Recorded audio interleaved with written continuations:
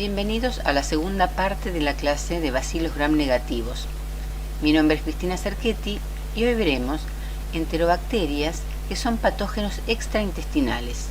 Y como ejemplos veremos Escherichia coli uropatógena y Escherichia coli K1. Hoy hablaremos de aquellas enterobacterias que, siendo parte de la microbiota intestinal del humano sano, pueden causar infecciones extraintestinales, es decir, cuando dejan el intestino y llegan a otros órganos. En especial hablaremos de dos cepas de Escherichia coli K1 y Escherichia coli uropatógena. Los microorganismos de la microbiota intestinal normal pueden, en algunas situaciones, abandonar el intestino. De hecho, la colonización de la región perianal y perineal es muy frecuente. Es frecuente la colonización de vagina y la colonización de la porción más externa de la uretra. Por otro lado, en situaciones de perforación del intestino o a veces el debilitamiento del epitelio intestinal hace posible que microorganismos de la microbiota intestinal dejen el intestino, en este caso pasarían a peritoneo. Es importante que recordemos acá que la microbiota intestinal normal está integrada por numerosos géneros bacterianos. La mayoría son géneros de bacterias gram positivas.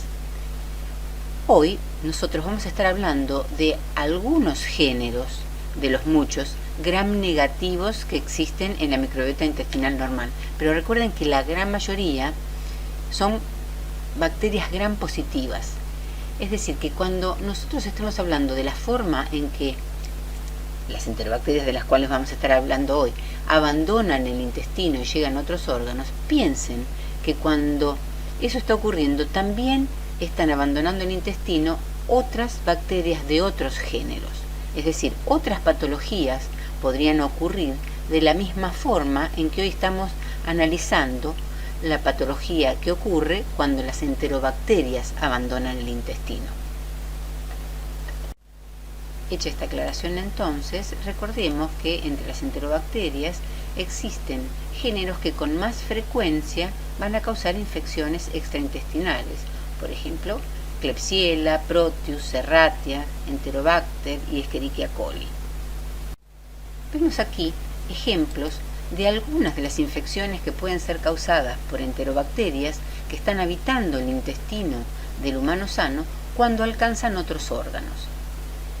Fíjense que tenemos desde infecciones gravísimas que pueden causar la muerte del paciente, como son infecciones del sistema nervioso central, hasta infecciones de la vejiga, cistitis, que son muy frecuentes en los individuos de la comunidad. Tenemos también infecciones sistémicas, respiratorias, infecciones de riñón. Muchas de las infecciones causadas por enterobacterias ocurren en el hospital, es decir, forman parte de las infecciones intrahospitalarias. Es importantísimo recordar acá que muchas de las infecciones intrahospitalarias pueden ser evitadas con el buen lavado de manos. Recuerden que las enterobacterias pueden estar en forma transitoria colonizando la piel del humano sano. Nos podríamos preguntar en este momento si todas las cepas de Escherichia coli que abandonan el intestino y llegan a otros órganos van a producir las mismas infecciones. Y la respuesta es no. Las bacterias van a producir las infecciones donde puedan producirlas. Esto es, cuando tengan los factores de virulencia que la habiliten a hacerlo. Esto lo vamos a ver en los próximos ejemplos. Es frecuente que los individuos sanos tengan colonizada la región perianal y perineal con bacterias provenientes del colon. En la mujer, la vagina puede estar colonizada y, por supuesto, la porción más externa de la uretra. Y en el caso de que las cepas de Escherichia coli alcancen el peritoneo por una perforación en el intestino, ¿todas van a causar la misma patología? No, aquí tenemos que tener en cuenta que Escherichia coli K1 tiene un factor de virulencia importantísimo que le permitiría sobrevivir en sangre y llegar, por ejemplo, a tejidos más profundos como el sistema nervioso central. Evolutivamente, la cepa comensal de Escherichia coli adquirió por transferencia horizontal de genes información que le permiten sintetizar factores de virulencia especializados y que la transforman en un patógeno eficiente en producir infecciones del tracto urinario. Estamos hablando de Escherichia coli uropatógena. Entre los factores de virulencia que le permiten a esta bacteria ser un patógeno de las vías urinarias tan eficientes están el lipopolisacárido, los flagelos. Estos son factores de virulencia comunes a la mayoría de las enterobacterias, pero también cuenta con factores especiales, factores de adherencia importantes, exotoxinas, sideroforos. Estos factores de virulencia le van a permitir a Escherichia coli uropatógena llegar a infectar riñón a partir de la colonización de la zona periuretral. En su camino hacia el riñón, la bacteria se va a encontrar con distintos entornos, va a tener que hacer frente a los distintos mecanismos de defensa del huésped, por lo tanto va a tener que adaptarse a cada uno de ellos. En algunos momentos tal vez necesite movilizarse, que expresar flagelo, pero en otros va a necesitar adherirse fuertemente y expresar todos sus factores de adherencia como fimbrias y adhesinas afímbricas. Esta adaptación de la bacteria la logra por los distintos mecanismos que tiene de regular sus genes. Uno es la variación de fase, que ustedes ya lo han visto en otras clases y en los seminarios. Otro mecanismo también es regular los genes de acuerdo al entorno. La bacteria tiene mecanismos de sensar qué estímulos hay en el entorno. Por ejemplo, la presencia o no de hierro, la presencia o no de protones, es decir, según la acidez del entorno. Entonces, son mecanismos que le van a permitir a la bacteria, a lo largo de la trayectoria, desde la uretra hacia el riñón, expresar los mecanismos de defensa que necesita en cada momento. El primer desafío que va a encontrar Escherichia coli en su camino ascendente hacia la vejiga va a ser el flujo urinario, que justamente va en sentido contrario. Por lo tanto, en esta etapa de la infección, van a ser importantes los factores de adherencia que exprese la bacteria. También va a favorecer este ascenso alguna conducta del huésped, por ejemplo, la retención de orina.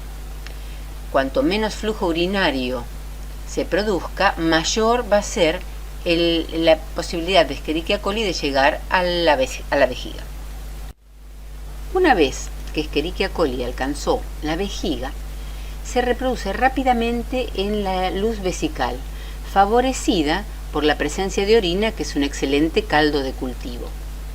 Por otro lado, el epitelio superficial de la vejiga está protegido por el uromucoide, que está sintetizado y secretado por las células superficiales y que está compuesto principalmente por la proteína de Tamm-Horsfall.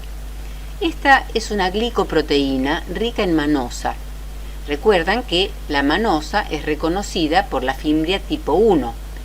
Por lo tanto, en esta primera etapa de la infección, la mayor parte de Escherichia coli va a estar unida a la manosa de la proteína de Tamm-Horsfall. Esto hace que la mayor parte de las bacterias van a ser eliminadas porque la proteína de Tamm-Horsfall se despega de la capa de uromucoides, se despega de la superficie y va a ser eliminada por la orina. Sin embargo, en algún momento la capa de uromucoide puede dañarse. Esto puede darse, por ejemplo, por la gran acidificación de la orina que produce Escherichia coli al multiplicarse. Por lo tanto, cuando la capa de uromucoide se daña, se exponen las uroplaquinas. Las uroplaquinas son proteínas de superficie que son ricas también en manosa. Y ahí es cuando comienza entonces la adherencia de Escherichia coli, que reconoce la manosa de la uroplaquina. Y acá comienza la interacción directamente entre el epitelio superficial de la vejiga y la bacteria. y esto va a desencadenar una serie de eventos que lo vamos a ver en más detalle en las próximas diapositivas. A partir de la adherencia a través de la fimbria tipo 1 y su interacción con uroplaquina, Escherichia coli uropatógena invade a la célula del epitelio superficial. Esto ocurre porque se reordenan los microfilamentos de actina de la célula eucariota y engolfa literalmente la bacteria. Una vez dentro de la célula del epitelio superficial, Escherichia coli se reproduce muy rápidamente, formando lo que se conoce como comunidad de bacterias intracelulares, que es una suerte de biofilm, pero dentro de la célula eucariota. La bacteria se reproduce tan rápidamente que en algunos casos tiene aspecto de filamento. Esto ocurre porque a la velocidad que se reproduce la bacteria no le da tiempo a formar el septum y separarse una célula hija de la otra. Por mecanismos que todavía se desconocen, por señales que se desconocen, la bacteria en forma filamentosa en algún momento decide abandonar la célula del epitelio y de esa forma infectar células adyacentes. Alternativamente, una célula infectada puede desencadenar mecanismos que llevan a la apoptosis y muerte celular. De esta forma, algunas células infectadas mueren, se exfolia el epitelio y quedan ahora en la luz vesical las bacterias que forman el biofilm. La exfoliación del epitelio superficial también se produce como consecuencia de la gran respuesta inflamatoria que genera la bacteria. Recuerden que posee lípido A, flagelina, pero también factores de virulencia específicos de Escherichia coli uropatógena. Por ejemplo, la alfa-hemolicina y la exotoxina SAT. La alfa-hemolicina es una toxina que produce poros en la superficie celular, pero además a bajas concentraciones es capaz de producir apoptosis de la célula y también exfoliación. La proteína SAT, por su parte, favorece la exfoliación ya que debilita las uniones fuertes entre las células del epitelio. A medida que transcurre la infección, entonces, y fruto de la exfoliación de las células superficiales, se exponen las células más profundas, las del epitelio de transición. Estas células también pueden ser infectadas e invadidas por Escherichia coli, pero a diferencia de lo que ocurre en las células del epitelio superficial, en las células del epitelio transicional, Escherichia coli no se multiplica rápidamente. Al contrario, forma lo que se llaman células inactivas y pueden permanecer en este epitelio por largos periodos, constituyéndose así como un reservorio intracelular. Esto explica por qué en algunos pacientes se producen infecciones recurrentes. Si la infección no es tratada, la bacteria puede ascender y producir pielonefritis, es decir, la infección del riñón. En esta patología, los factores de virulencia involucrados son los flagelos, que le permiten obviamente la motilidad ascendente, y las fimbrias tipo P, que le permiten adherirse al epitelio renal, por reconocer los residuos de digalactósidos. Adicionalmente, la alfa-hemolicina participa produciendo daño renal y por otro lado favoreciendo el ascenso de la bacteria, ya que estaría produciendo modificaciones en el calcio de las células del epitelio renal, afectando el flujo normal de la orina y favoreciendo el ascenso de la bacteria. Vamos a analizar ahora la patogenia de las infecciones que puede causar Escherichia cólica 1 cuando abandona su hábitat natural del intestino y llega a otros órganos. Escherichia cólica 1 es una bacteria capsulada y puede causar meningitis tanto en el recién nacido como en el adulto. Que la bacteria cause meningitis indica que en algún momento de su patogenia tiene que pasar a torrente sanguíneo, atravesar la barrera hematoencefálica llegar a las meninges y causar inflamación y reproducirse en el líquido cefalorraquídeo. ¿Cómo llega Escherichia coli K1 al torrente sanguíneo del recién nacido? Bueno, uno de los caminos es entrar en un primer contacto con la bacteria cuando se coloniza a través del parto. La madre puede estar colonizada, como vimos al principio de la clase, con bacterias colónicas, tanto su vagina como su zona perianal. En este momento, en un parto bajo, el niño entra en contacto con la Escherichia coli K1. Al colonizarse, se coloniza también su tracto gastrointestinal y Escherichia coli K1 en el recién nacido puede atravesar el enterocito y llegar a circulación. En el caso de meningitis del adulto, Escherichia coli K1 puede llegar a circulación porque a través de alguna perforación en el intestino pasa a peritoneo y de peritoneo a circulación. Muy bien, ya hemos visto cómo Escherichia coli K1 puede alcanzar el torrente sanguíneo. Ahora bien, la presencia de Escherichia coli K1 en sangre no es sinónimo de la producción de meningitis. Para que se produzca meningitis, la bacteremia tiene que ser alta, esto es, más de 1000 bacterias por mililitro de sangre. Por lo tanto, es crucial para la bacteria sobrevivir en el torrente sanguíneo y alcanzar ese alto número en circulación. Escherichia coli K1 va a poder permanecer en el torrente sanguíneo gracias a su cápsula de ácido policiálico. Esta cápsula va a impedir que los polimorfonucleares la fagociten y junto con una proteína de membrana externa como la OMP-A va a impedir que el sistema complemento la afecte. Por otro lado, Escherichia coli K1 puede invadir células como monocitos o macrófagos. Una vez dentro del monocito o el macrófago, Escherichia coli K1 va a ser capaz de inhibir la apoptosis de la célula y la liberación de citoquinas. Por lo tanto, dentro de los macrófagos o monocitos, la bacteria se provee de un nicho que le permite replicarse y alcanzar un buen número antes de volver a circulación. Una vez alcanzado en circulación el número de bacterias que le permitan llegar hasta la barrera hematoencefálica, Escherichia coli se adhiere a las células del endotelio microvascular.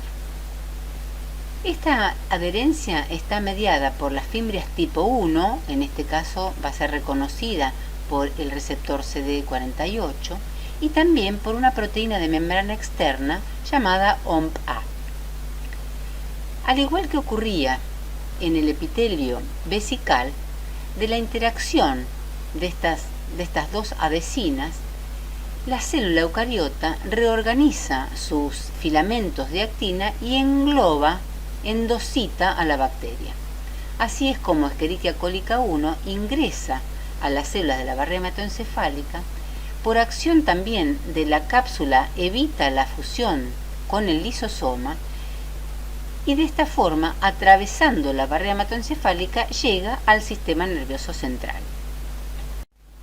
En síntesis, Escherichia coli K1 puede atravesar mucosas, permanecer en circulación sin ser fagocitada, duplicarse en circulación, llegar a barrera hematoencefálica y atravesarla y producir inflamación en el sistema nervioso central.